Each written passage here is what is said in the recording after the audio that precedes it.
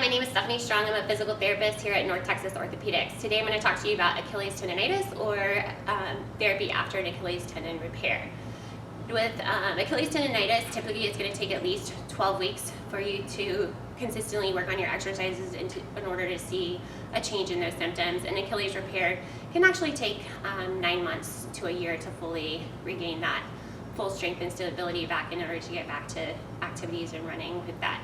So the first thing we actually want to address is, what does the arch of your foot look like? So a lot of times people tend to stand, like I have a high arch here. So, you know, when I stand, my arch falls here. If I am a pronator, my foot is actually going to be in like this.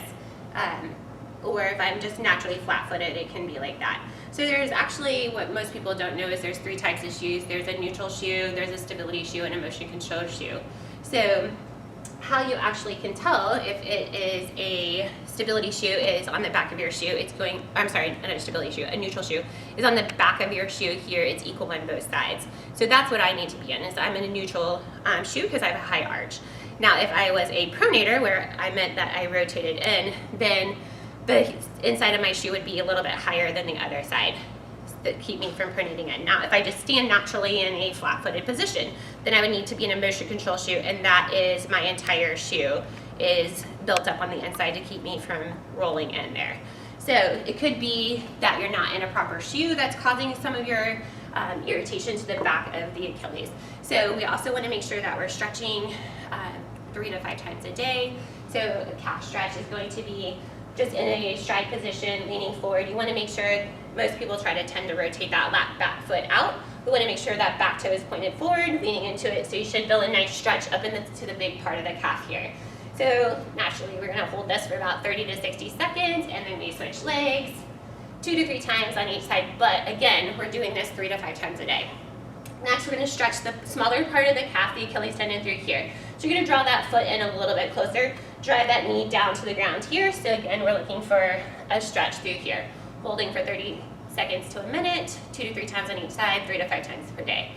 The other thing we really want to work on is balance. So when you're balancing, you want to think of 3 points of pressure: big toe, little toe, heel. So knee's going to be slightly bent. We're going to hold here, and I would just start with 10 seconds for about 10 times. If that gets easy, you're going to progress on to 5 for 20 seconds, and then progress on to 3 for 30 seconds. If that's easy, then you're going to close your eyes, make it a little bit more challenging, or stand on a pillow or a yoga mat to make it a little more working on that balance proprioception. We also want to do some calf raises. So we're just going up and down here.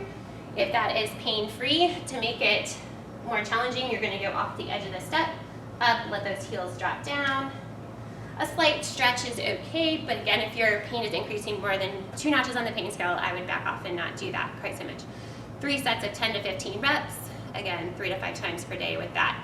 So then from there, if that's getting to the point where those are pretty comfortable, then you're going to progress onto an eccentric calf raise. Eccentric means, I'm going to face this way. So you're going up on 2, you're shifting over to that leg, you're going down slow for a 3 to 5 count. So up on 2, shift over, down slow for that 3 to 5 count. Once you're able to complete all of those pain-free, then we progress to the step where we're going up, shifting over, letting that heel drop for a little bit of a stretch. Again, a little bit of discomfort with this is okay initially.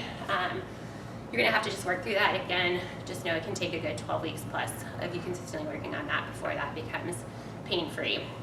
So those are the basic things really for an Achilles tendonitis. Achilles repair, we don't typically go into a really hard like calf stretch, letting that heel drop until after 12 weeks of an Achilles repair, and then progressing, don't start running until after 12 weeks with that too. If you have questions, concerns, increased pain, discomfort, contact your physician with further questions.